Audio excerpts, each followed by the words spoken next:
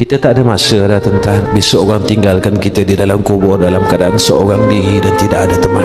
Tak ada siapa mahukan kita. Sebab itu jasad kita apabila kita meninggal dunia, orang akan cepat-cepat ke bumi kan. Kenapa tuan-tuan? Sebab tubuh kita busuk. Kalau orang biarkan tubuh kita akan berbau satu rumah, siapa suka kita? Orang akan buang kita cepat-cepat di tanah perkuburan. Tak ada siapa suka kita selepas kita mati. Bau yang busuk akan keluar daripada tubuh kita. Tuan-tuan, sudahlah tubuh yang busuk, amalan tidak ada untuk bawa bertemu Allah. Kita bangun tengah malam, kita malas sembahyang sunat, tak apa, kita cuma panggil Allah. Tuan-tuan panggil Allah sambil tuan-tuan sebut nama Allah. Tuan-tuan cakap dalam hati tuan-tuan, ya Allah, dosa aku banyak, ampunkanlah. Tuan-tuan sebut nama Allah, tuan-tuan cakap dalam hati, Allah, salah aku banyak, ya Allah, maafkanlah. Ya Allah, dulu aku lalai, kau bagi aku umur, kau bagi aku rezeki, aku tak pernah tolak pun. Kau bagi aku harta, aku ambil. Kau bagi aku sehat, aku ambil. Tapi aku tak dapat dekat dengan kau. Ya Allah, aku jauh dengan kau, ya Allah.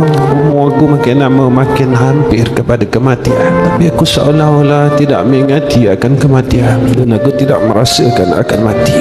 Ya Allah, apa yang ada padaku sekarang kau bagi. Terima kasih ya Allah.